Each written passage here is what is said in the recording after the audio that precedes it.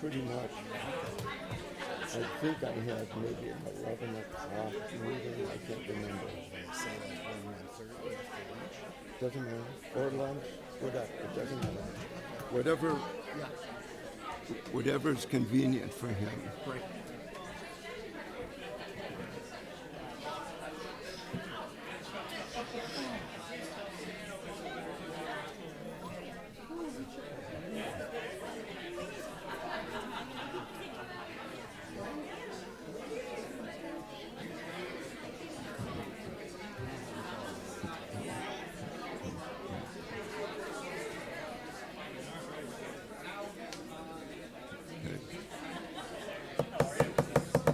Good evening.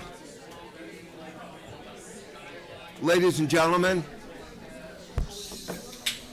welcome to the Skokie Village Board meeting for Monday, June the 3rd, 2024. This evening, we will be led in the Pledge of Allegiance by Village Clerk Manal Desai. Please rise for the pledge. I pledge allegiance to the flag of the United States of America and to the republic for which it stands, one nation, under God, indivisible, with liberty and justice for all. The meeting will come to order, and the clerk will please call the roll. Trustee Sutker? Here. Trustee Robinson? Here. Trustee Kuhn? Here. Trustee Johnson? Here. Trustee Pierce-Slovan? Here. Trustee Klein? Here. Mayor Van Dusen? Here, we have a quorum. Next item on the agenda is approval of the consent agenda for this evening's meeting. A motion is in order. Trustee Klein, seconded by Trustee Pierce-Slovan. Is there anything on the consent agenda anybody would like to have removed? If not, call the roll, please.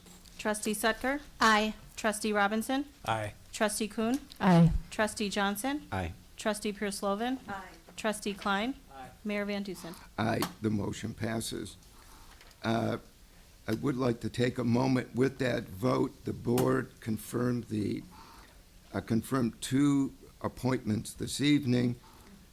First is Nathan Norman to the Economic Development Commission. Nathan?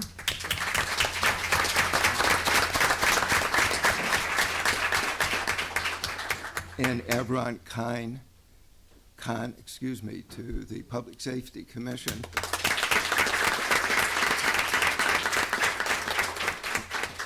On behalf of the board and the community, thank you for your volunteerism and your public service. I promise you we are going to put you to work. The commissions provide an economic and an important engine for the village. They share with us their individual expertise and their experiences. They also make recommendations to the village board, and they also help to spread the word from the village board about programs that we are anticipating and programs that we are initiating. So Nathan and Avron, congratulations and thank you very much. We're deeply appreciative for your volunteerism. It's exemplary, and it does go to show.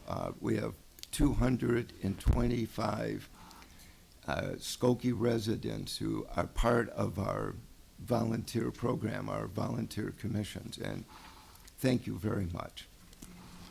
And exemplary of that, we have this evening 4 proclamations, which is unusual. Usually we have 1 or 2 maybe. This evening, we're very fortunate to have 4. And the first one is the Skokie Morton Grove School District 69's Community Schools 10th anniversary, and Trustee Klein will do our honors. Thank you for this honor, Mayor.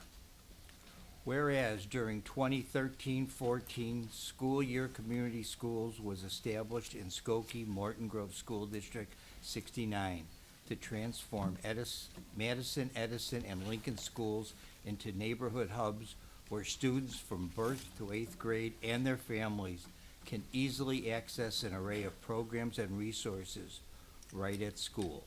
And whereas through partnerships with over 150 organizations, District 69 provides on-site resources around 4 main areas defined by family input.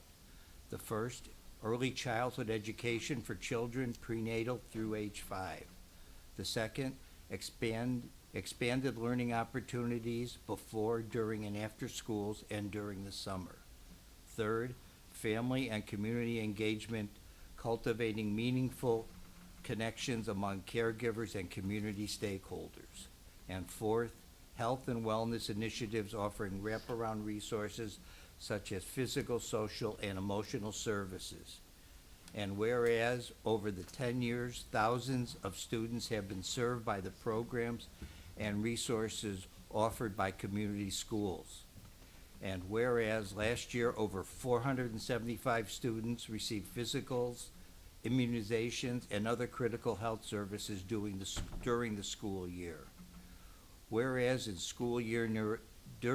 the last school year, nearly $70,000 of financial assistance was provided to families to engage students in impact expanded learning opportunities. Whereas over the past 10 years, Community Schools and School District 69 has remained steadfast in its commitment to serve the community by creating welcoming schools, fostering an engaged community, and developing thriving children.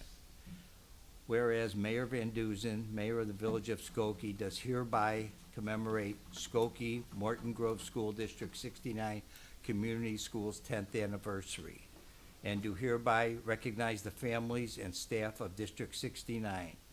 On behalf of the Village of Skokie and all elected officials, we congratulate School District 69 on its 10 years of success with community schools. We wish much continued success, and we look forward to continuing to work with District 69.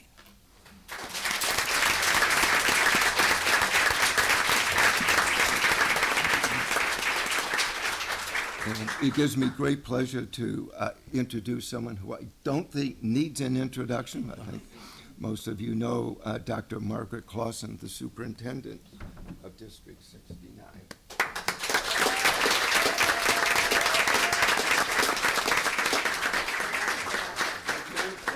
We do have a good fan club. Thank you. Appreciate that. Thank you. So I want to take a minute and just kind of, if you don't mind, we packed the chamber tonight. So we have a lot of amazing people here. So Fernanda Perez and Steve Dembo are current board members, and Fernanda and Steve have been with us since the beginning and are instrumental in making that happen. Felicia Holtz is a former board member, but still is on our community schools action team, and we're really appreciative of them being here. And they were really leaders and been with us along the way for the full 10 years. Megan Asseltine is sitting next to Felicia, and she has done an amazing job in securing grants, because this program runs, in a minute I'm going to show you all the staff and people that are part of this, and it runs on all grants, competitive grants that we've secured both through federal, state, and local dollars, and community agencies and organizations in the community who have been so wonderful in helping us have the dollars that we need to fund a plethora of programs. So it doesn't happen if you don't have someone like Megan who kind of goes after those dollars. It also doesn't happen without our directors. So I see Sarah Rankin, I see Liza Sullivan, who are community school directors. I don't think Nicole is here, but she's the third of that triad, and they really are the pillars that make it happen. I see some of our family liaisons who are amazing. I saw Subia, I saw Natasha. Subia was one of the very first community school staff members that District 69 hired so many years ago, and they steward our families, and I think that was all the family liaisons. I missed someone. Oh, sorry, Christine, there you are. I see you there as well. So that's amazing and incredible, and I know we have some community school building-based staff. They're all hiding around, so they're making me really work at this. I think I saw Brenna, and I think I saw Alex. I do back there. All right, help me out. Anyone? I saw Les. Les is hiding back there, one of our community school managers. And I think that's all of our school-based people. And then the rest of you, there's a bunch of administrators and school staff are here, and parents. Put your hands up so we can see who you are. You are super instrumental in making this happen. So we kind of packed the chamber. We really appreciate it. We would like to invite you. We are having a 10th birthday party, because what school doesn't? Our 10th birthday party is on Friday. It's between 5 and 7. It's at Edison Elementary. It's going to be a great celebration of cultures. It's a drop-in event. So we'd love to have anyone who's here stop by, and we really do thank the Village of Skokie. You've been a wonderful partner. We've done a lot with the Public Health Department. The police have been really instrumental in working with us, a variety of agencies. So thank you for the proclamation and recognition. Thank you, Margaret.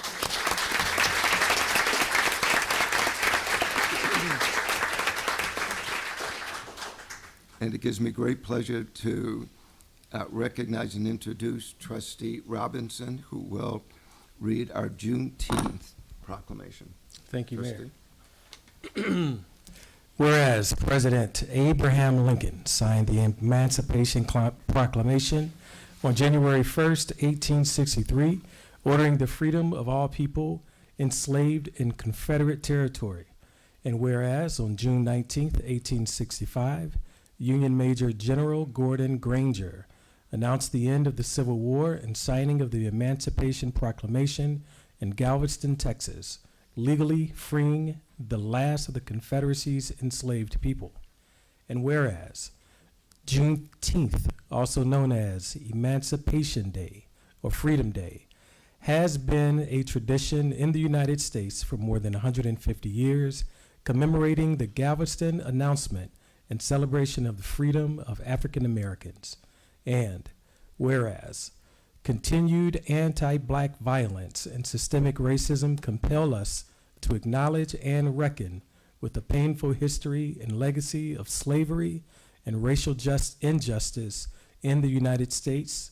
And whereas in 1961, the first African American family purchased a home in the village of Skokie, and their courage and perseverance, as well as the establishment of the Skokie Human Relations Commissions in 1961, and the passage of the first Fair Housing Ordinance in 1968, paved the way for thousands of black residents of African American diverse ethnic cultures who currently call Skokie home. And whereas black leaders in education, government, businesses, faith, communities, journalism, science, sports, and entertainment, those both known and those uncredited, have enriched Skokie, Chicagoland, the country, the world. And whereas we believe that through love and equity, we can take steps to ensure full freedom of the opportunity for all, this year's community Juneteenth celebration in the village of Skokie's Our Brothers Keepers will take place on June 15th, 2024. Now I, George Van Dusen, Mayor of the Village of Skokie, Illinois, do hereby declare June 19th, 2024 as Juneteenth in the Village of Skokie, and urge all residents to recognize the significance of this celebration in African American history and in the heritage of our nation and village. Past this third day of June 2024. And I'd like to recognize one of the organizers, original organizers and continuing, Brian Williams. Brian?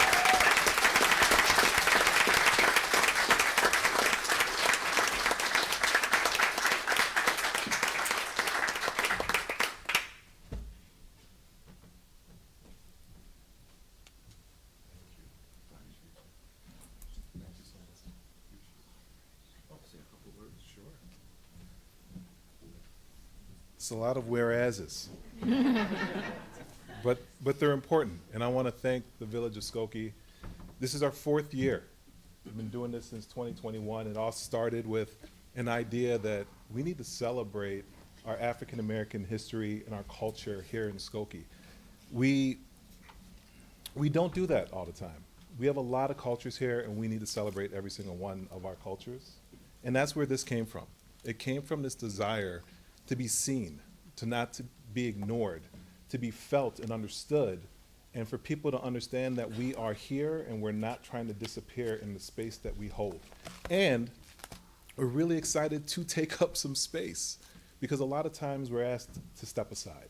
We're asked not to be the focal point. I've lived here for 20 plus years, really excited to be here. My son goes to school at District 69. I am proudly a supporter of the previous proclamation and the work that's been done for us to be where we are today and celebrate our community schools as well. So there's so many things about this community that I love. And one of the things I absolutely love is the collaboration that we've done to bring together Juneteenth.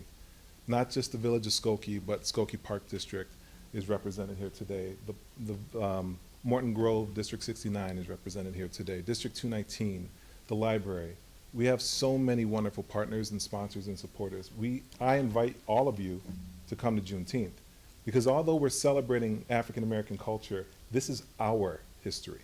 And it's really important for you all to understand that if you live here in the United States as a resident, as a citizen, whatever it is your status is, this is our history. I couldn't do this without Skokie United, and I absolutely could not do this without Natasha Lavilas, my co-chair of Juneteenth. And there's so many other people that I could mention, but if I said it all today, you wouldn't come on Saturday.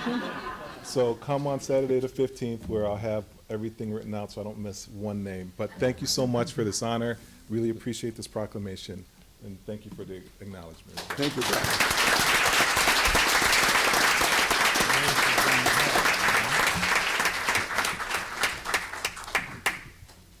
And I'd like to introduce Trustee Johnson, who will read the proclamation on Pride Month. Trustee. Thank you, Mayor.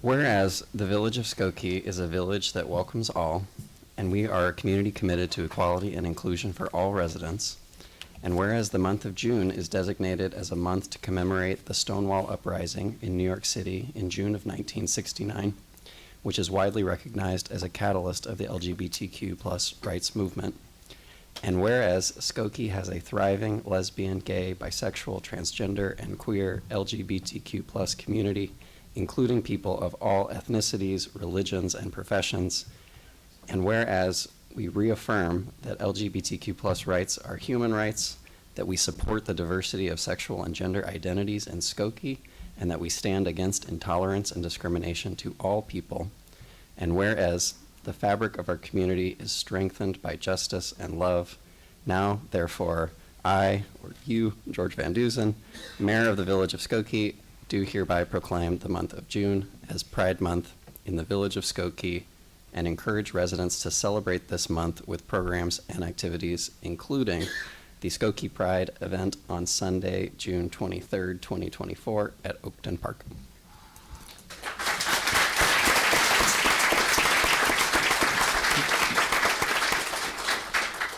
And it gives me great pleasure to introduce Ms. Xiao Tuft, who's the superintendent of the Skokie Park District.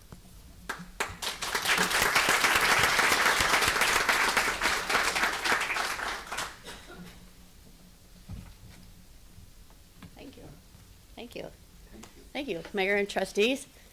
We appreciate the proclamation. The Park District started this event several years ago, and Cassie Schaefer, who is works at Emily Oaks Nature Center, and this is like other duties as assigned. She really coordinates the event for the community. So she's going to come up and say a few words about the event. I did want to mention some of the elected officials and staff in the audience. I have three Park Board commissioners here today. I have Vice President Ezra Jaffe in the back. So Ezra, just give us a wave. Thank you. And then we have Commissioner Antonia Terry High in the back as well, and Courtney Williams over here in the back as well. So I wanted to welcome them. We have a couple staff members as well. And I'm going to turn it over to Cassie because this is really her, she should be very proud of what she does. So we're going to let Cassie talk instead of me, for once.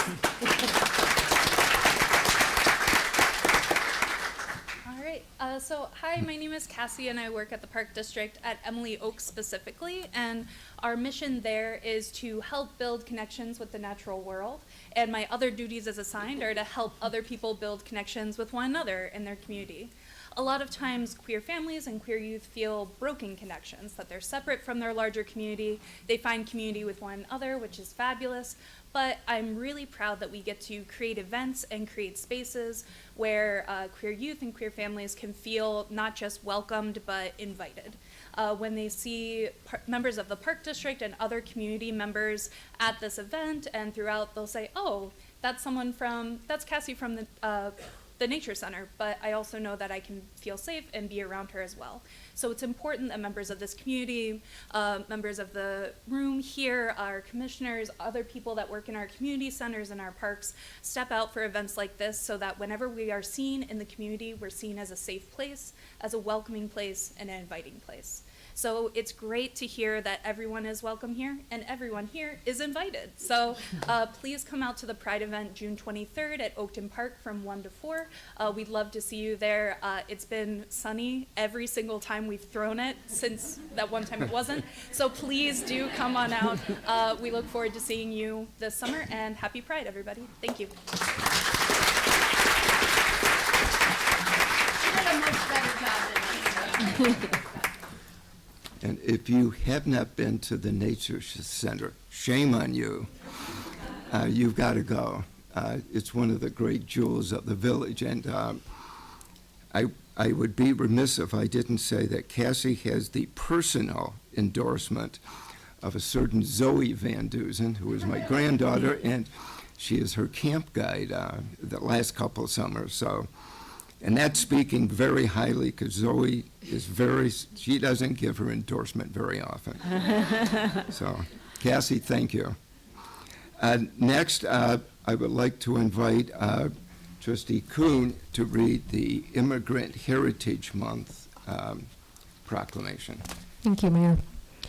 Whereas generations of immigrants have settled in the United States from every corner of the globe and have built our country's economy and created the unique character of our nation. And whereas nearly all of us can trace our heritage to another nation, and we must never forget where we came from and why our ancestors came here. And whereas immigrants continue to grow businesses, offer innovative ideas, strengthen our economy, and create jobs in Illinois and throughout our nation. And whereas immigrants provide neighborhoods in the village of Skokie with unique social and cultural influence, fundamentally enriching the extraordinary character of our hometown. And whereas immigrants have been tireless leaders in securing their own rights and access to equal opportunity, and have also persevered to create a fairer or more just society for all Americans.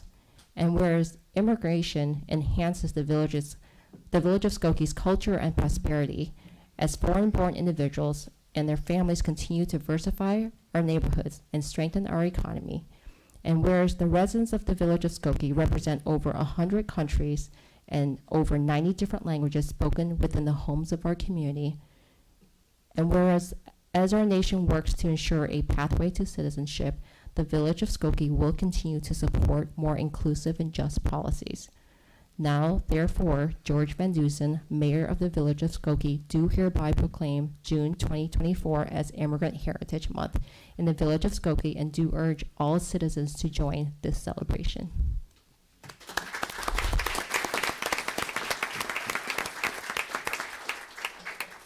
I think it's particularly significant that that proclamation was read by the first, I believe in the nation, Cambodian ancestry elected official. Yeah. I'm going to correct that and say Cambodian American woman. Woman, yes. Thank you. Why don't we take a 5-minute break, and everybody is invited to stay for the Commercial Corridor Storefront Enhancement Program on Main Street, but I think many of you may want to trickle out, so it's up to you. So let's take a 5-minute break, and we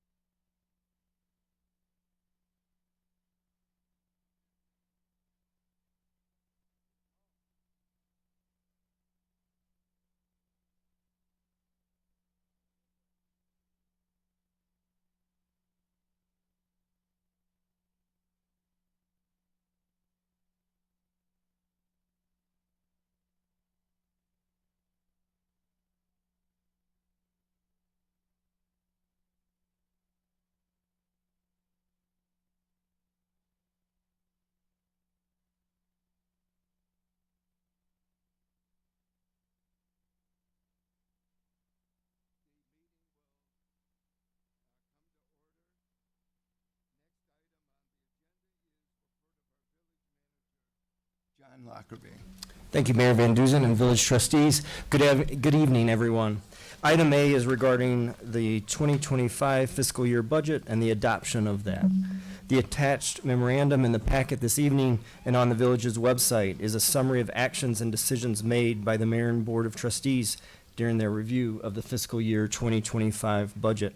These actions are the result of 3 public hearings conducted by the board in April and May and a number of hours of deliberation. In summary, the fiscal year 2025 general fund budget, our operating budget, equates to $70,193,345,000. All funds, including water, pension, economic development, motor fuel, local fuel tax, self-insurance, general obligation bonded debt, tax increment financing, federal aid, performing arts center, convention and visitors bureau, special service areas, wireless alarms, and capital improvement program total $177.6 million. Mayor and board approval of the fiscal year 2025 budget is respectfully requested. A motion is in order. Trustee Sucker, seconded by Trustee Kuhn.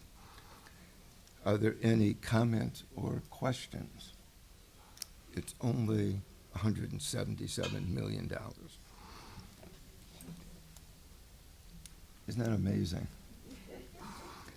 Call the roll, please. Oh, I'm sorry. No, I was just I'm gonna sorry. thank, I know this took a lot of effort. I mean, the hours, that, Mr. Prendy and Alex and just the whole team put together under, the leadership of, I think under your leadership, John. Yes. I just wanted to express my gratitude, for the countless hours, $70 million. It's a lot. Thank you. And I think what isn't always appreciated, and I've grown to admire, is you have a printed document, yay thick, but it all starts usually sometime around Thanksgiving, and Nick and Julian and John begin to talk economic philosophy, all that highbrow kind of stuff. And then have all of the department heads weigh in and meet with all the department heads. And then come up with a budget which is always balanced. And as I think everybody here appreciates, balancing a budget like this, trying to make sure that we're providing enough for public safety and for water and all of the other functions of the village, and yet at the same time, being able to do it and keep the property taxes frozen. We've not increased the property tax levy since 1990.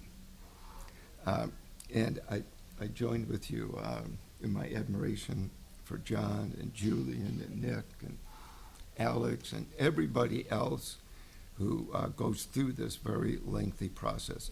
It takes a good 6 months, and but it's a great work product. So, call the roll, please. Trustee Sucker? Aye. Trustee Robinson? Aye. Trustee Kuhn? Aye. Trustee Johnson? Aye. Trustee Pierce-Lovan? Aye. Trustee Klein? Aye. Mayor Van Dusen? Aye, the motion passes. Thank you for the approval of the budget and also the comments. I share the appreciation for the budget team that puts the document together, led by Nick Wyatt, the Assistant Village Manager. And so thank you for that. So next up is a very exciting investment that is occurring in Skokie. This is 4012 to 4024 Main Street. And I've asked Carol White, our Economic Vitality Coordinator, to put a current photo of the strip mall located on Main Street, basically at the intersection of Crawford and Main, but closer to Keystone in that it's the western half of the building located at Crawford and Main Street. And so this is the current look, and then we're going to show what's planned. And so this is, we want everybody to stand on their head if they would. A little bit of yoga before the meeting. There you go. You're very good at building anticipation, Carol. I appreciate that. And so this is one of the spaces on the storefront. And so we're going to go through kind of an overview of the project, and then there's 2 specific actions that we're going to be looking for from the board this evening.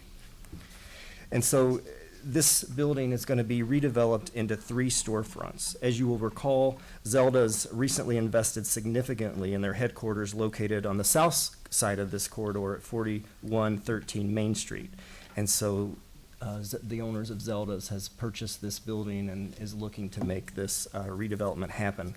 The proposed project will revitalize an 8,000 square feet strip mall that has been vacant for years and requires environmental cleanup. This catalytic project for the Main Street corridor requires significant investment projected to exceed $1.2 million. Zelda's will occupy approximately 50% of this new space and lease the other 2 storefronts. Zelda's Catering will be occupying the space and will be used as a retail gourmet food store under the name Zelda's Table. As previously announced, Soul Good Coffee, a very popular coffee purveyor who currently operates a food truck and pop-up coffee locations throughout the community, will be occupying the space located at the corner of Keystone and Main Street, and will feature a patio, and that is the rendering of what Soul Good Coffee is planned to look like. The village has focused on this corridor, evidenced by the Main Street corridor study that is currently underway. The timing of this project before you this evening is advantageous, and it is in sync with the goals emerging with this Main Street plan, which is culminating this summer. Ultimately, this project before you is demonstrating the viability of the redevelopment concepts. It's also worth noting this property is part of the first block of the prominent corner on the Main Street corridor. The owners of Zelda's continue to demonstrate their interest and commitment to the corridor as they recently purchased this building and the building that formerly occupied Costa Arena Restaurant at 4010 Main Street. This investment will not occur without the Cook County tax assessment reduction that is before the board this evening, as well as the village's proposed facade program, which is also being presented this evening. And so I'm going to move into the specific action regarding the commercial corridor storefront enhancement program for 4012 to 4024 Main Street. The village's commercial corridor storefront enhancement program encourages enhancing the commercial corridors in town. The program recognizes the need and cost of reinvesting in these properties and thus offers storefront grant reimbursements for exterior and interior renovations. The reimbursement grant is a 60-40 cost share, with the applicant paying 60%. MSP2 LLC Series B, the owner of 4012 to 4024 Main Street, will be developing the 3 storefronts consisting of Soul Good Coffee, Zelda's Table, and an undetermined retail space. Staff recommends village board approval of the storefront enhancement program located at this address for a maximum of $150,000 based on the investment to remediate and build out the 3 retail buildings. Staff also recommends approval of a $25,000 grant for Soul Good Coffee's build-out, which is located on the corner.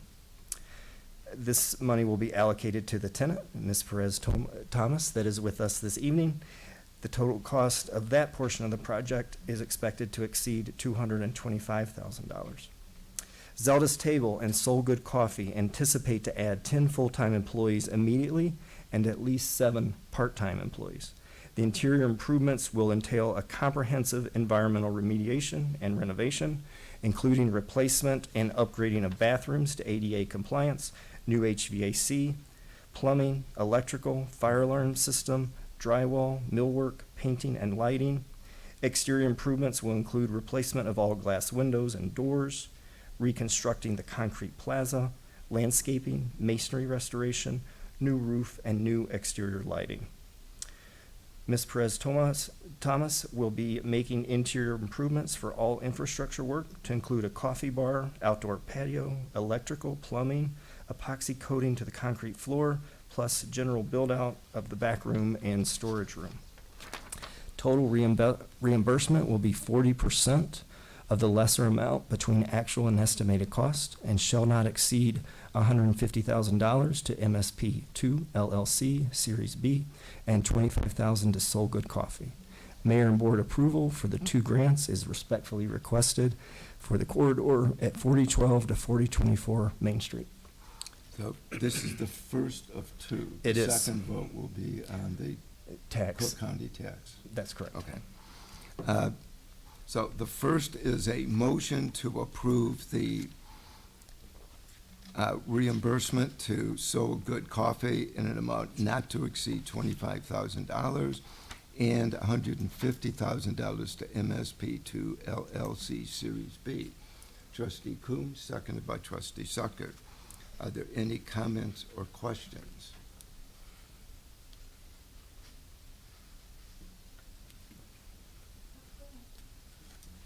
So we're the owners, my wife Linda, Zelda. That was terrific. Think I couldn't have said it any better, but I did want to let the board know that behind the scenes, as we've been working with Carol all this time on this project, we have been working very hard as well with Illinois EPA, and we're very pleased to let the board know that about a week ago, we received the final approval for the remediation work, and so we've got a clean bill of health. Terrific. Very good. Yes, Lauren? I have one question and one comment. So the question is, and this is probably, you guys see this coming, what kind of windows are they gonna be putting in?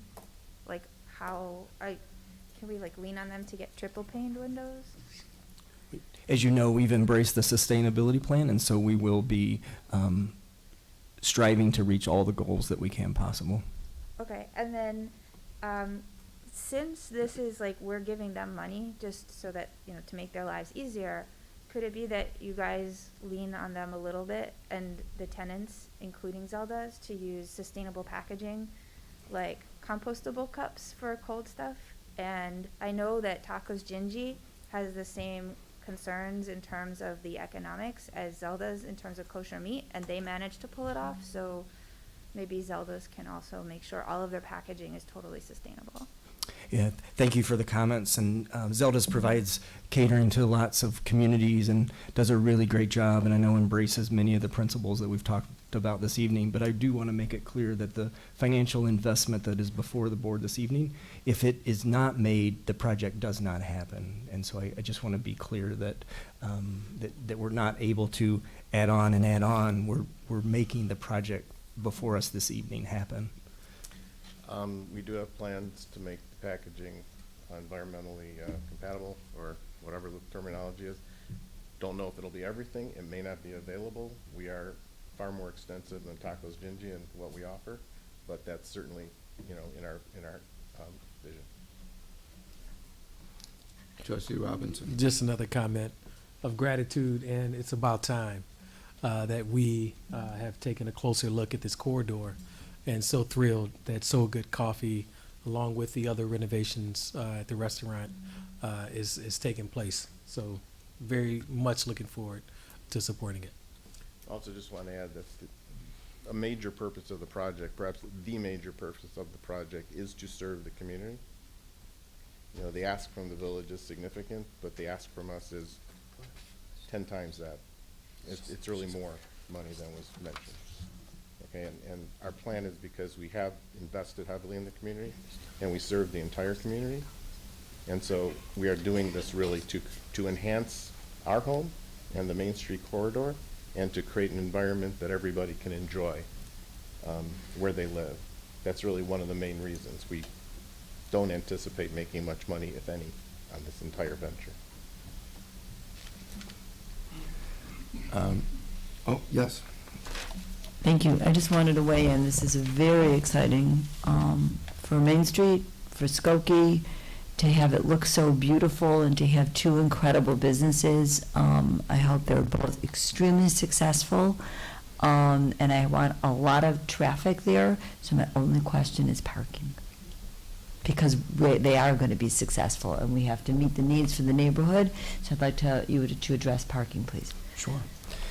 So one of the items that has been contemplated in the plan as we develop the Main Street Corridor Plan is how to increase parking between Main Street and the alleys. And so one of the things that we are looking at is adding, whether it's angled parking or perpendicular parking on that first area of the side streets, Keystone, for example. And so it would go from parallel parking to head-end parking. And so that would increase parking. So we're looking at that all along the corridor. And we are hoping to have a parking problem. And so part of what the village has secured over the past year is a grant from the state for $600,000. And as the corridor study is approved, there will be proposals on how to invest that money on the corridor, and parking may be one of the best investments. And so we're continuing to determine how best to park customers in the area. And there is a very high interest and demand from the neighborhood. I mean, there's a lot of interest in walking to the businesses there as well. And so it's going to be a very nice combination of vehicles and pedestrian customers. And so we'll work to accommodate both. And the manager referred to $600 from the state. I would be remiss if I didn't point out that Representative Gong Gershowitz and Senator Laura Fine were instrumental in our securing the grant specifically for this purpose. And if I may, I'd like to just introduce Christina Perez-Thomas, Skokie Business of the Year, so good, so congratulations. Trustee Sucker. Well, I wanted to say how exciting this is, this project, but also to point out that there's a bike path on Main Street, and hoping that there will be bike racks available and people might walk like me or ride their bikes and to use your. Bike parking, bike racks on the plaza are in the plans.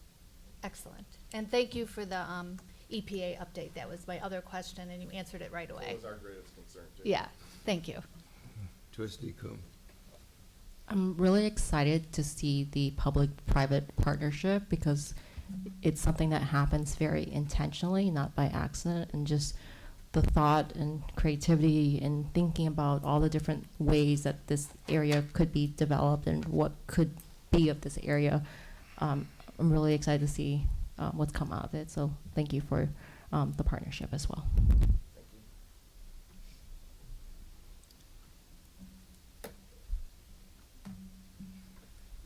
I also wanted to ask about outdoor dining because this area has a very large space between the street and the storefronts, and it is perfect to have this really, and Maine is a quieter street than say Dempster or Oakton. It would be very nice to sit there, and every time someone wants outdoor dining, they have to come before you and have a whole like presentation and everything, and maybe you could just like tuck that in.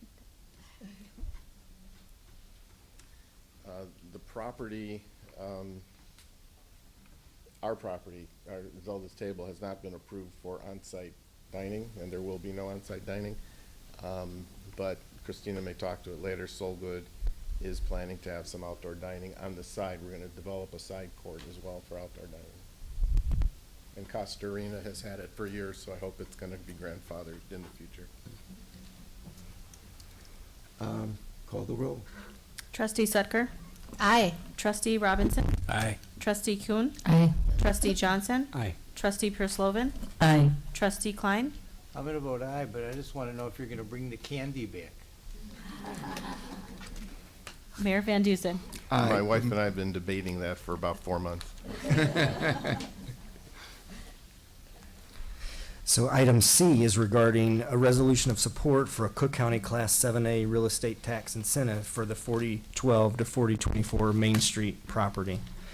Economic Vitality staff is recommending a resolution in support of a Cook County 7A property tax incentive for the underutilized corridor at 4012 to 4024 Main Street. Staff supports MSP2 LLC Series B's, owners of Zelda's Catering, application for the Class 7A designation to expand their footprint in Skokie. This location is in a deteriorated commercial area that the village has identified as a redevelopment area. The redevelopment will bring new jobs as well as create a better space. The renovated property will be sectioned into the 3 retail stores that we've discussed. 1 store will be leased to Soul Good, and 2 remaining units will be occupied by Zelda's Catering to include a gourmet food store, and the remaining smaller unit will be additional retail space that's available. I concur with staff's recommendation and their assessment that this project is an excellent candidate for a Class 7A classification. I respectfully request Mayor and Board approval of the resolution supporting this designation. A motion to support the recommendation of a Cook County Class 7A real estate incentive for 4012-4024 Main Street is in order. Trustee Klein, seconded by Trustee Pure Slovan. Are there any comments or questions? If not, call the roll, please. Trustee Sutker? Aye. Trustee Robinson? Aye. Trustee Kuhn? Aye. Trustee Johnson? Aye. Trustee Pure Slovan? Aye. Trustee Klein? Aye. Mayor Van Dusen? Aye, the motion passes. Great, thank you. And thank you, Ira, Linda, and Christina. Item D was approved as part of tonight's consent agenda, and that completes my report this evening. Next item on the agenda is report of our Corporation Counsel, Michael Lorich. Thank you, Mayor, trustees. Good evening, everyone. Item A is an ordinance which was on the consent agenda tonight and was adopted at the beginning of the meeting this evening. Item B is an ordinance which is on the agenda for second reading tonight. The first reading was on May 20th, 2024. The ordinance will create a new type of liquor license and limit the availability to 2 licenses. In response to the request for local distilleries, vineyards, and breweries to bring product to the village farmers market, the Liquor Commissioner has determined that a limited number of local distilleries, vineyards, and breweries would complement the vendors of the farmers market. To that end, the Liquor Control Commissioner is recommending the creation of a Class J license, which would provide for package sales and to allow tasting pursuant to state liquor code as well as the Skokie Liquor Code. These licenses would also have to secure a booth at the farmers market. Mayor, I'd be asking for board action on this tonight. A motion on an ordinance amending various sections of Chapter 10 and 46 of the Skokie Code pertaining to the retail sale of liquor would be in order. Trustee Johnson, seconded by Trustee Pure Slovan. Are there any comments or questions? Actually, I did want to ask, I meant to ask this last time, just about the logic of limiting this to 2 licenses for the farmers market. You know, in these matters of regulation, it's always easier to explore a possibility and then upon that success to expand it. It's always much more difficult to open a gate and then find there's a need to close it. Our farmers market is a marvelous experience, and it is a balance between so many things, food purveyors, as well as music, as well as other activity. We wanted to be cautious in how we introduce this, especially because we are going so far as to permit tasting. And so if you look at these things as a combination, it made most sense. Let's start with 2 and see where we are at the end of the summer.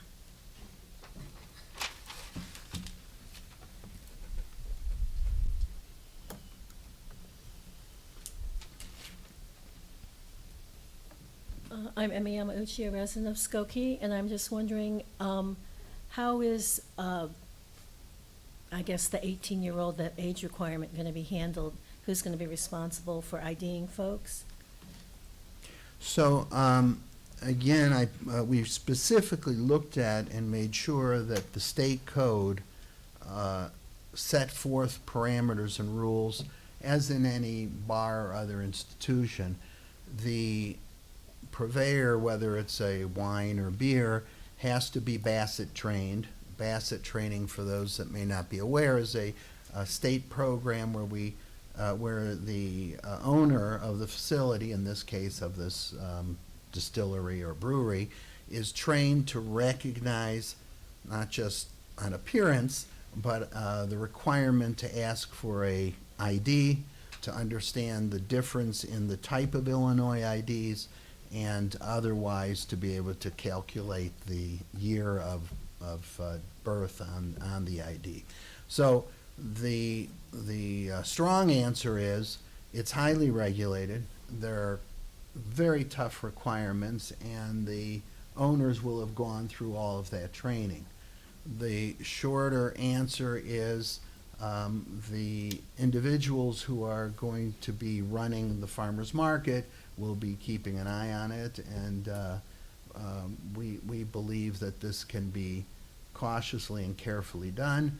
Also, the tasting under the state of Illinois is a very, very limited amount. It's less than an ounce, three tastings per person. So we feel that balancing again the interest of expanding this area of the market against the concern over underage serving or something like that is going to be very well controlled. It's again something we'll look at as the summer goes on.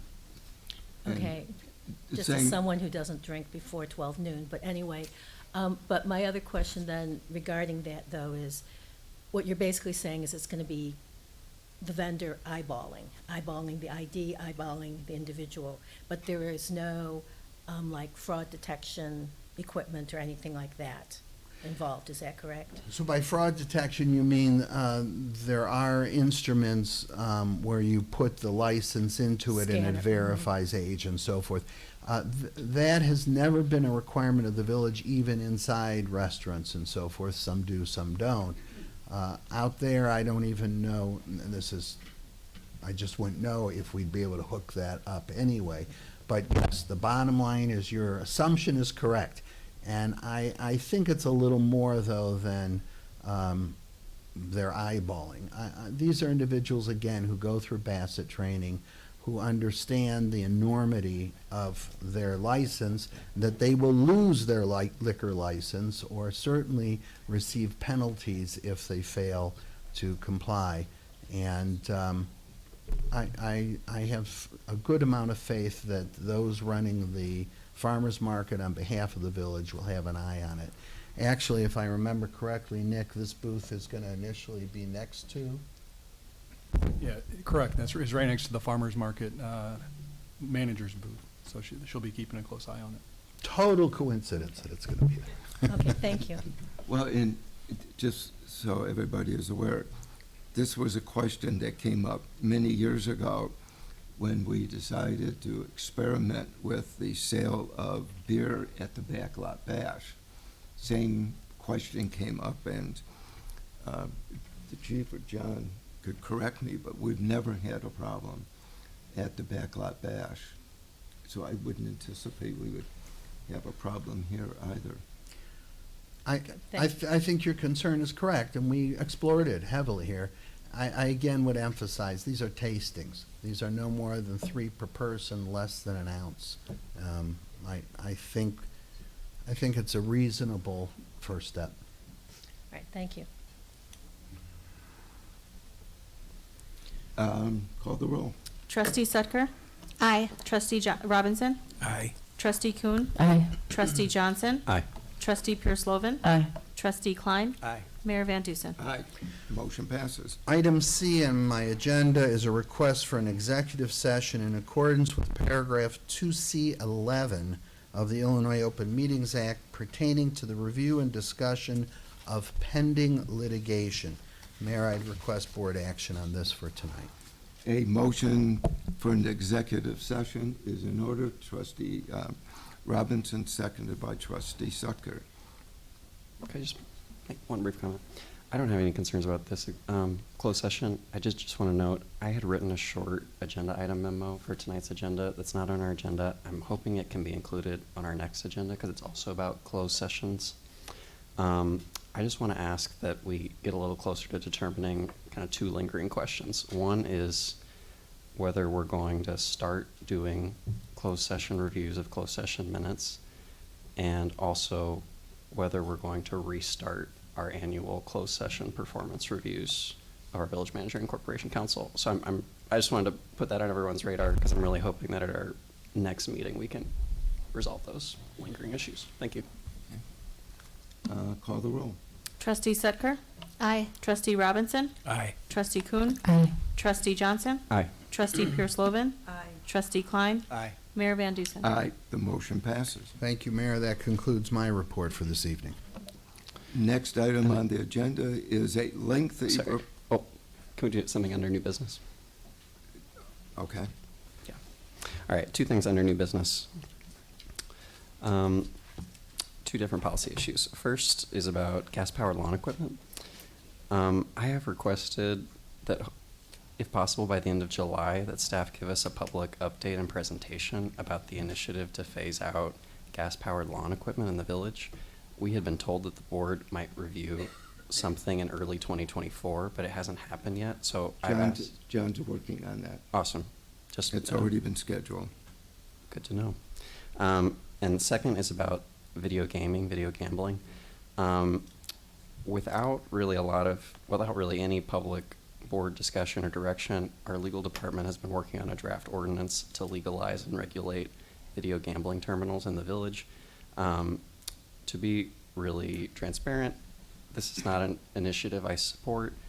I don't really like that a draft ordinance is being prepared without any clear board direction.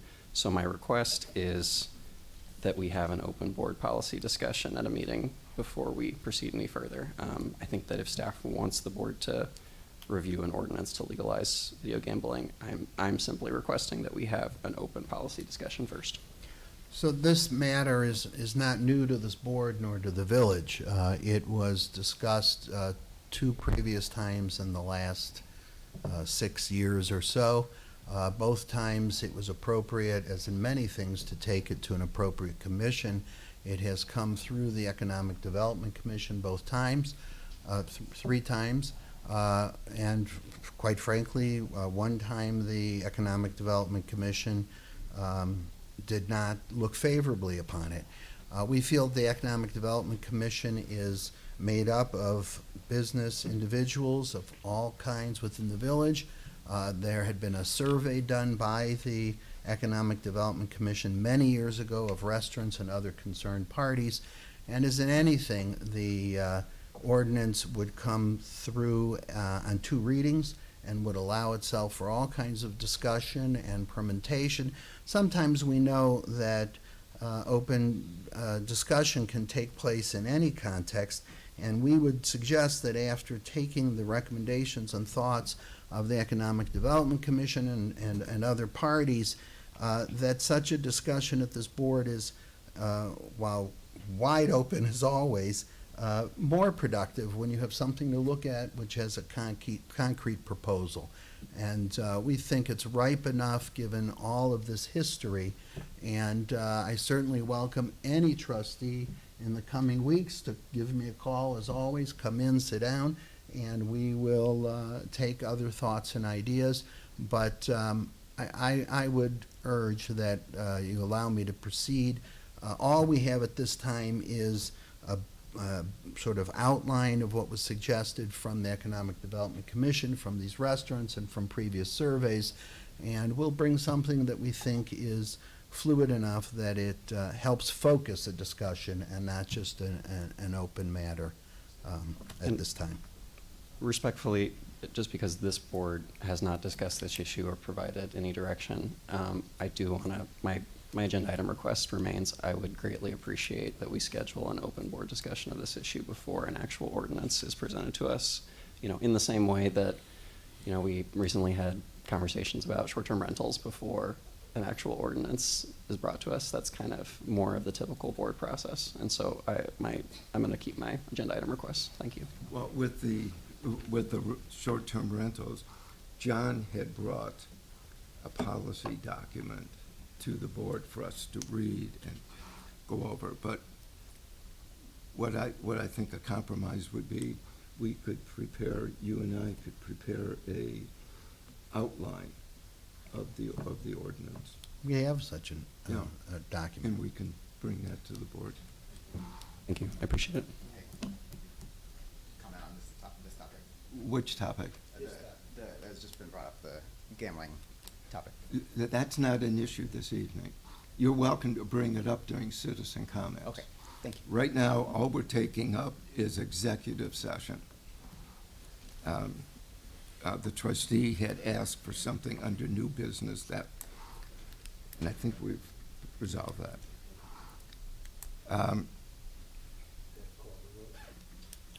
Call the roll, please. Thank you. Thank you. Trustee Sutker? Aye. Trustee Robinson? Can we just get clarity on the, what's the motion on the floor? Oh, executive session? I think, Yes. Oh, yeah, of course. Yes. I think we already voted on it, didn't we? We voted on this. Yeah.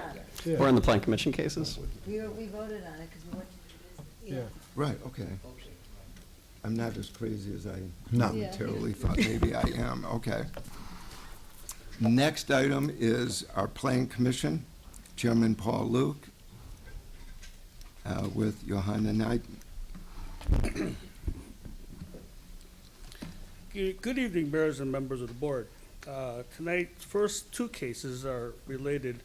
It is case 2024-01 and 2024-02.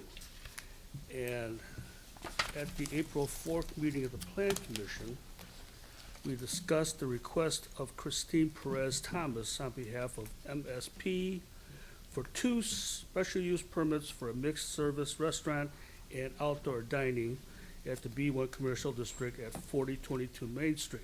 So yes, you will have outdoor dining on Main Street.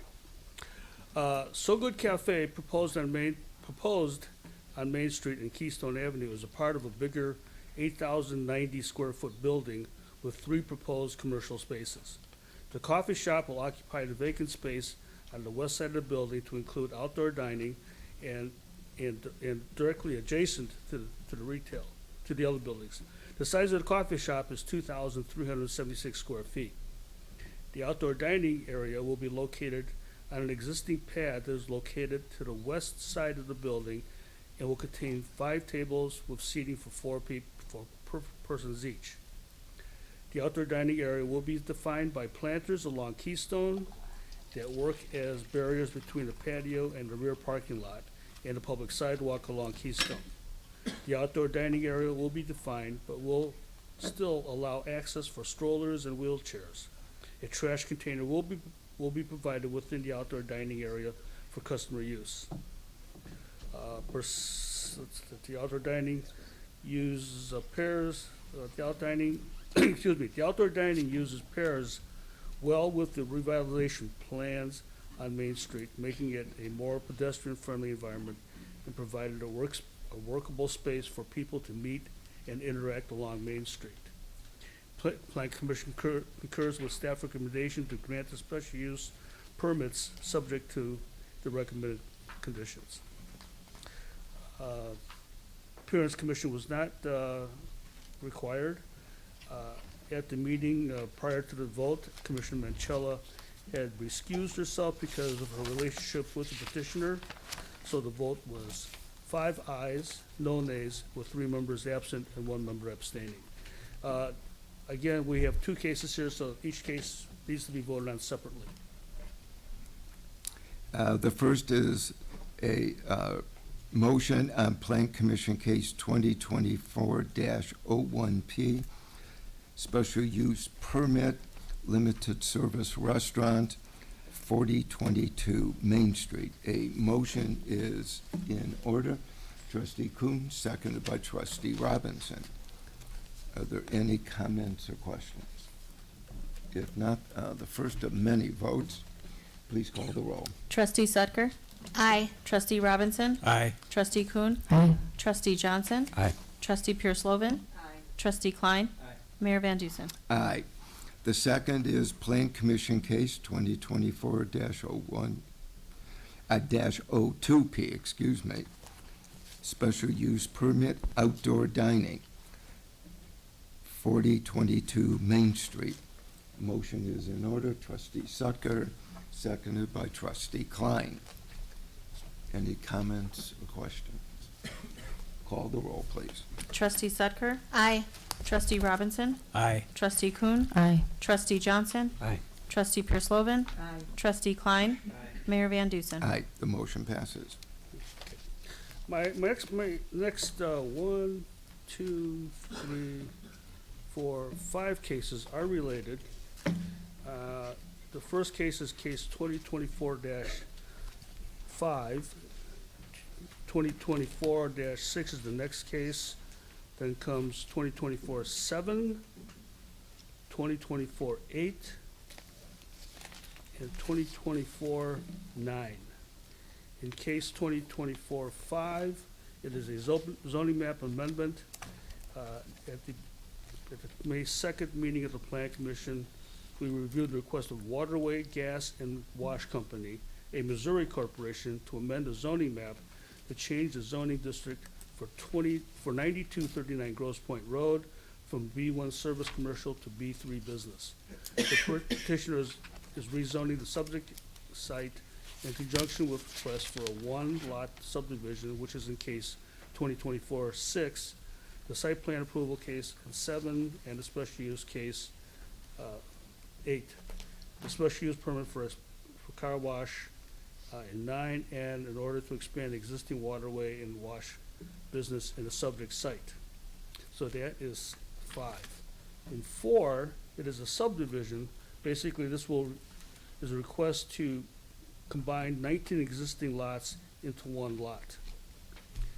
In case 2024-7, which is the site plan approval, the Plan Commission reviewed the request of Waterway Gas and Wash Company to amend an existing site plan approval for a one-lot planned development at 9208 Skokie Boulevard that includes an automotive fuel station, a convenience store, car wash, surface parking, stormwater detention, and in order to modify the site plan to allow for the expansion of a car wash use into 9239 Grosse Pointe property. In case 2024-08, the request is to amend the old site special use to amend the layout from the old one to the new one, which will include a vacuum, which is a vacuum station, which is requested in 2024-09 at the basically where the building that's going to be torn down at 9239 Grosse Pointe property. So, again, these cases need to be voted on separately. What they're doing, they're purchasing the office building that is adjacent to their property. They're going to tear that building down, and then in the subdivision, they're going to combine all those lots, the 19 of them, into one. And then the special use that's in place now has to be revised to allow for a new layout. And the second special use is to allow the vacuum stations. Okay, first is the subdivision, or wait a minute, the zoning map amendment, excuse me, 2024-05P, 9239 Grosse Pointe Road. A motion is in order. Trustee Johnson, seconded by Trustee Klein. Are there any comments or questions? If not, call the roll, please. Trustee Sudger. Aye. Trustee Robinson. Aye. Trustee Kuhn. Aye. Trustee Johnson. Aye. Trustee Purslovan. Aye. Trustee Klein. Aye. Mayor Van Dusen. Aye, the motion passes. The next is the subdivision, case 2024-06P. Motion is in order. Trustee Sucker, seconded by Trustee Kuhn. Any comments or questions on the subdivision? If not, call the roll, please. Trustee Sudger. Aye. Trustee Robinson. Aye. Trustee Kuhn. Aye. Trustee Johnson. Aye. Trustee Purslovan. Aye. Trustee Klein. Aye. Mayor Van Dusen. Aye, the motion passes. 2024-08P, special use permit. Motion is in I order. believe do we do 7? Oh, seven. Site plan approval? Oh, I'm sorry. Yes. Thank you. 2024-07P, site plan approval, excuse me. Trustee Sucker, seconded by Trustee Johnson. Any comments or questions? Call the roll. Trustee Sutker? Aye. Trustee Robinson? Aye. Trustee Kuhn? Aye. Trustee Johnson? Aye. Trustee Pierce-Lovan? Aye. Trustee Klein? Aye. Mayor Van Dusen? Aye, the motion passes. Keep me honest, Paul. You're 2024 doing good. -08P, special use permit. Motion is in order. Trustee Klein, seconded by Trustee Johnson. Comments or questions? Call the roll, please. Trustee Sutker? Aye. Trustee Robinson? Aye. Trustee Kuhn? Aye. Trustee Johnson? Aye. Trustee Pierce-Lovan? Aye. Trustee Klein? Aye. Mayor Van Dusen? Aye, the motion passes. 2024-09P, special use permit. Trustee Robinson, seconded by Trustee Sutker. Any comments or questions? Call the roll, please. Trustee Sutker? Aye. Trustee Robinson? Aye. Trustee Kuhn? Aye. Trustee Johnson? Aye. Trustee Pierce-Lovan? Aye. Trustee Klein? Aye. Mayor Van Dusen? Aye, the motion passes. My next two cases are also related, case 2024-10 and 2024-12. At the May 2nd meeting of the Plan Commission, we reviewed the request of Jamal Hamed on behalf of TM 3250 LLC for a site plan approval of a three-lot plan development that includes an existing bank with a drive-through at 3200 Toohey Avenue, an existing self-storage facility at 3220 Toohey Avenue, as well as a proposed car wash at 3250 Toohey Avenue. The petitioner also requests a special use permit to allow the proposed car wash in the B3 zoning district at 3250 Toohey Avenue. Napa Car Wash, proposed on the southwest corner of the three-lot plan development, is part of a bigger 193,190 square foot lot with an existing bank and with a drive-through and existing self-storage facility. The car wash will occupy the vacant 41,494 square feet of the lot with 142 feet of frontage on Toohey Avenue. Access to the shared lot and the car wash is available via two driveways, one on Kedzie Avenue on the east side of the lot, and a right-of-way out driveway to Toohey Avenue going westbound in the south lot line. There are two lanes for the automatic conveyor car wash along the west lot line of the site going southbound. The car wash has 14 vacuum stalls, including one that is ADA accessible at the north end of the vacuum area of the car wash. The 3 employee parking spaces are accessible via Toohey Avenue driveway. A parking determination case was also presented, but that case did not need further review by the board. During the Plan Commission meeting, there was a discussion regarding the approval of the signage by the Appearance Commission. I'm not sure if that's gone through yet. It was determined that if any additional signage is needed or any changes are made to the original submittal, approval of the Appearance Commission will be needed. Plan Commission concurs with staff's recommendation to grant the site plan approval and the special use subject to the recommended conditions. On a vote of 8 ayes, no nays, and 1 member absent. There are 2 cases here, so Yes, they will. stick with me on this, Paul. Okay. First is case 2024-10P, site plan approval, 3-lot plan development at 3200, 3220, and 3250 Toohey Avenue. A motion is in order. Trustee Sutker, seconded by Trustee Kuhn. Are there any comments or questions? I have a question. I just have a small question, quick question. This is then Byline Bank, that building is also being knocked down for this? No, that's gonna stay. That stays, so it's the area behind where the storage unit is that we're And talking that about? storage unit will stay too. It's the area that's west of the bank building. It's vacant there now. I know what you're talking about. Okay, thanks, I just needed a visual, thanks. Any other comments, questions? Call the roll, please. Trustee Sutker? Aye. Trustee Robinson? Aye. Trustee Kuhn? Aye. Trustee Johnson? Aye. Trustee Pierce-Lovan? Aye. Trustee Klein? Aye. Mayor Van Dusen? Aye, the motion passes. The second is case 2024-12P, special use permit, car wash in a B3 business zoning district, 3250 Toohey Avenue. Motion is in order. Trustee Klein, seconded by Trustee Johnson. Comments or questions? Being none, call the roll, please. Trustee Sutker? Aye. Trustee Robinson? Aye. Trustee Kuhn? Aye. Trustee Johnson? Aye. Trustee Pierce-Lovan? Aye. Trustee Klein? Aye. Mayor Van Dusen? Aye, the motion passes.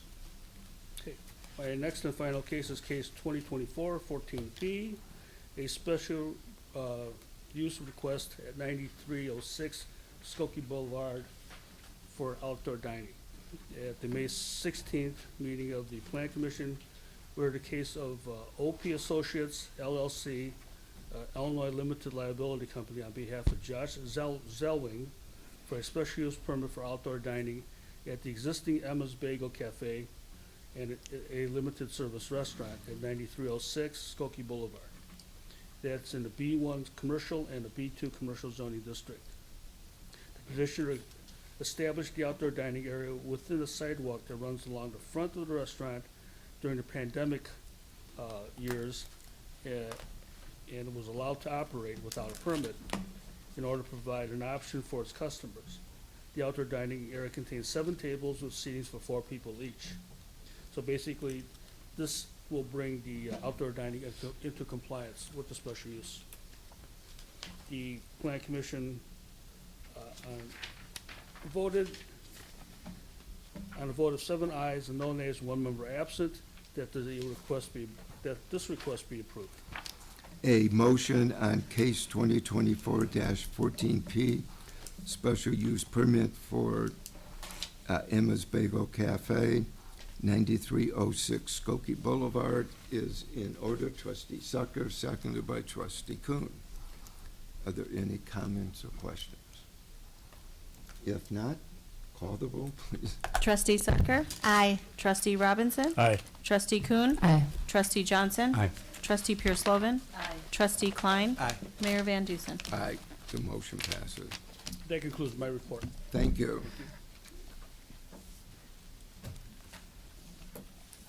Yes, sir. Yes.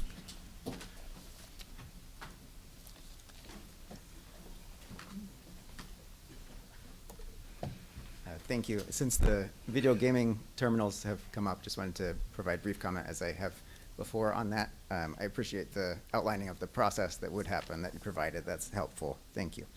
As a Skokie resident, I do wish all the best for our local small businesses, but I think this proposal is not the answer for helping a small business here. These are not games that groups do together. These are electronic rapid-fire instant result machines, and these types of games are the most addictive form of gambling and pull addicted people to sit alone in a corner, draining away money they can't afford to lose. While these ought to be spaces where people come together and community is fostered. People struggling with addiction shouldn't have these carefully engineered addiction machines triggering them in establishments that are meant to be community hubs and good places. Video slots pull residents out of community life and out of other good types of spending at community businesses that eventually end up cannibalizing part of the local economy and shifting wealth to predatory outside companies while providing some to a few small businesses that does help them.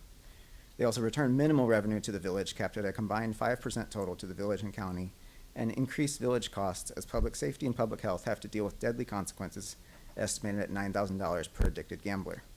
Estimates suggest about 1,500 people are addicted to gambling in Skokie if state percentages hold, and that will continue to climb with policies like this if it were to happen, as communities and businesses seek their own piece of the pie, understandably, without an eye to the larger picture.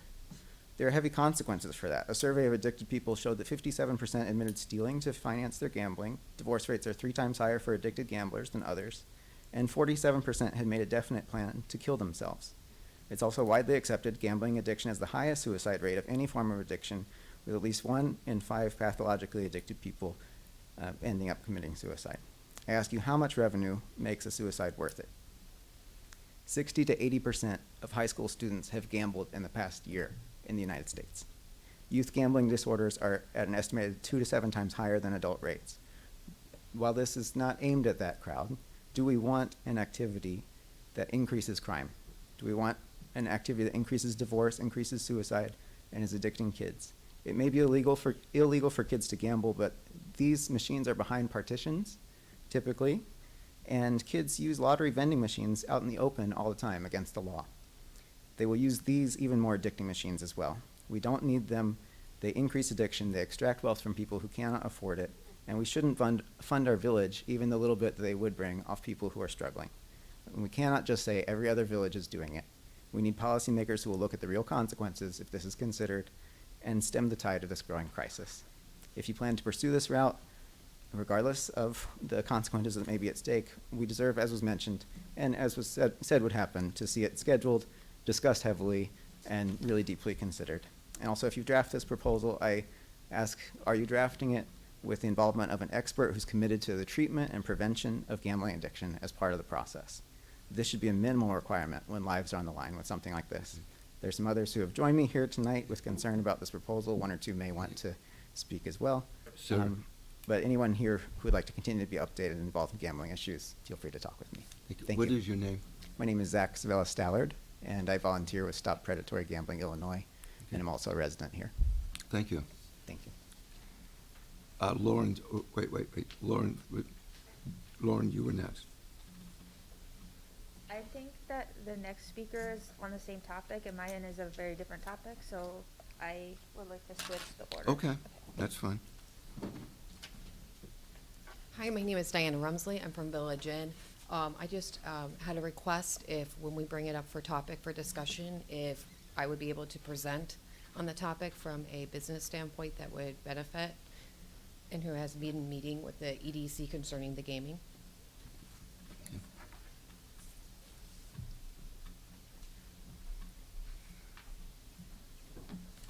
Okay, I'm sorry, I'm still on that same topic, so we switched places.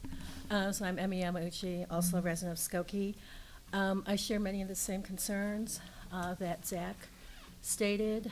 I'm also a regular patron of Village Inn, but I do think that making a decision about video gaming and gambling, which will be village-wide, is a very serious question. It deserves as much discussion, open discussion, as possible. And I am wondering about, instead of a proposal, was any consideration given, since 2 years ago we were willing to have a referendum about gas-powered leaf blowers? Was any consideration given to a referendum on the village-wide video gaming and gambling issue? That has not been a subject. Okay, is it not an appropriate subject for a referendum, or is it? I have no idea. Okay, well, I'm of just course. saying as an option, other than just having a proposal presented and having just 2 meetings to decide basically whether to pass it or not, if it might be considered that there be a referendum, so there is a village-wide consensus about this, because I know you limit the number of pawn shop licenses and other things, but something like this, village-wide, could really mushroom. I'd also like to know whether or not the board has done any due diligence in terms of talking to Morton Grove and other suburbs to see is there a report that is available to residents or a summary? I don't have any specific report, but if you ask, have we talked, I can't speak for everybody else, but I can tell you that I have. Okay, well, I mean, if I've it's spoken information that this proposal that's being drafted is being based on, I think it would be helpful for residents to have access also to that information, and not just from Morton Grove, but from other communities in Illinois I mean, it's not who have just gone Morton. this route. I've spoken to several municipalities. I meet with my colleagues at least once a month, and I've had conversations with all of them, and they've been very frank in giving me some advice on how if the board decides it wants to proceed, some ideas, and to avoid some pitfalls that some of them may have experienced. Okay, have they So, given you but- statistics about, I don't know, No, juvenile usage, No. crime rates, stealing, you know, Well, I'm not going to get into it here, but. that's okay, not well, the I'm just saying, subject if we're gonna, tonight. if you're gonna base the proposal, the Yes, draft proposal on that, understood. it would be helpful for the residents to have access I to that understand that. information. Thank you. Of course. As I'm calling up the presentation I had, all I have to say on that topic is, can we be more consistent in calling it video gambling? Because when I first saw it called video gaming, I thought like you're trying to regulate whether or not I can shoot orcs with a bow and arrow in a VR lounge, which, you know, I would like to be able to keep doing. And so let's just call it gambling.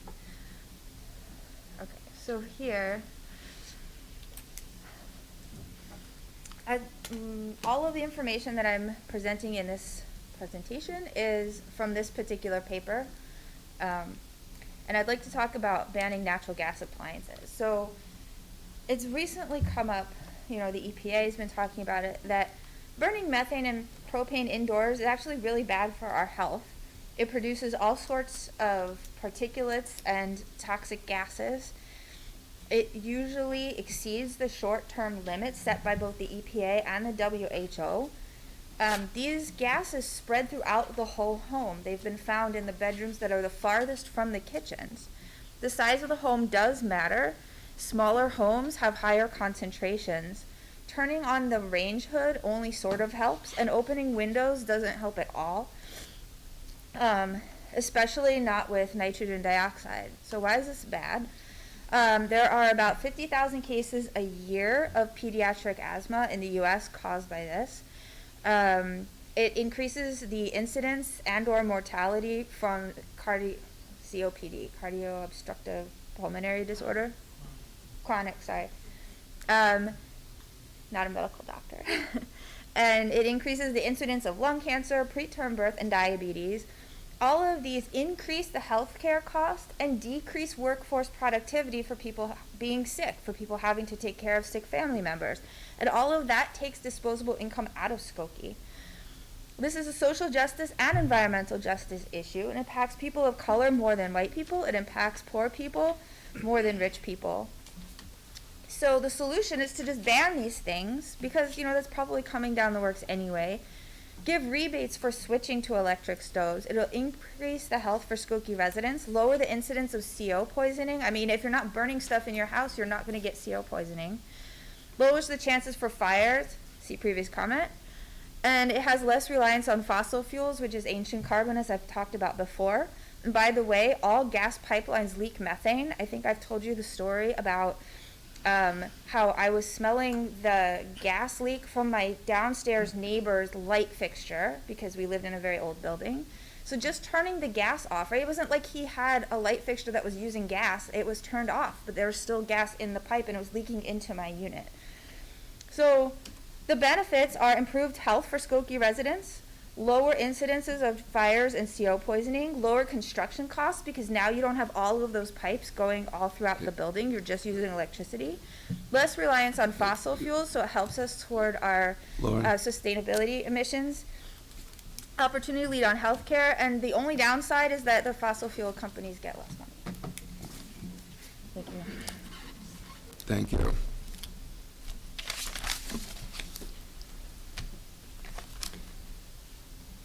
If that's everyone, I'm going to give a public comment from the public podium.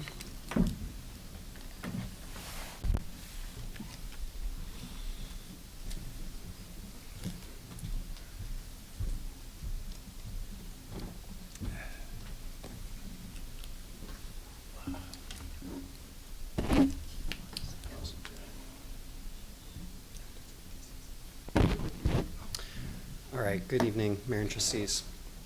For the 13th meeting in a row, I'm speaking about the need to reform the Village of Skokie's legal department and asking you to end the political hiring in this department. At the last meeting, I continued a historical overview of this problem. I spoke about how in 1961, new Mayor Myron Graysdorf fired the entire legal department and replaced these village attorneys with his own political campaign leaders. I talked about how in 1965, the exact same thing happened again, New Mayor Al Smith fired the entire legal department and replaced these attorneys with his own political campaign leaders. In my research into this period, into the 60s and 70s, I also found this really fascinating article from February of 1972, where a very distinguished former village trustee, Cal Sutker, came to a village board meeting and gave public comments in protest of the political hiring in our legal department, very similar to what I'm doing now. And I want to quote some of the things he said. He said he believed that political hiring creates, quote, a conflict of interest by implication, which is no less obnoxious than a direct conflict and maybe more dangerous. He said he was unsure whether the village's corporation council was, quote, the master or servant of the board. He said Skokie residents were, quote, confused as to the corporation council's role and equally confused as to whom he represents. And he reminded the board that, quote, Village Hall is not the headquarters for any party. Mayor and trustees, it has been 52 years since former trustee Sutker uttered these words in Village Hall. To me, it's sad that his words still ring pretty true. You are still appointing your own political campaign leaders to public positions in our legal department. You are still downplaying your conflicts of interest with these attorneys, and you're still getting questions from residents about whether these attorneys work for you or whether you work for them. The board is fully empowered to change this dynamic, and that is why I'm going to continue speaking about the need to reform our legal department and depoliticize this department until it's done. Thank you. Trustee Sutker. Seriously, James? You have no right to assume you know how my father would have looked at this issue today. It's disrespectful to his memory to assume that you do. You are taking the headline out of context, since Harvey Schwartz and Cal Sutker went on to work together for years, despite their political differences. I think you could learn a lot from their history if you cared to go beyond your cherry picking of information. Thank you. I'll just say I meant absolutely no disrespect whatsoever by my comments. Actually, I fully agreed with the comments that were in the article. I meant no disrespect whatsoever. That is an incomplete history. I think it'd be fair to say that Calvin was one of my closest friends. Harvey Schwartz was a mentor of mine. And Calvin and Harvey were the closest of friends personally, as well as politically. Ironically, shortly after that, Cal and Harvey got together cooperatively and united, thinking that it was in the best interest of the village of Skokie. And I think both Cal and Harvey are rolling over laughing today that somebody would try and use their memories for a political campaign of their own. So, Trustee Sutker. I make a motion we adjourn for executive session.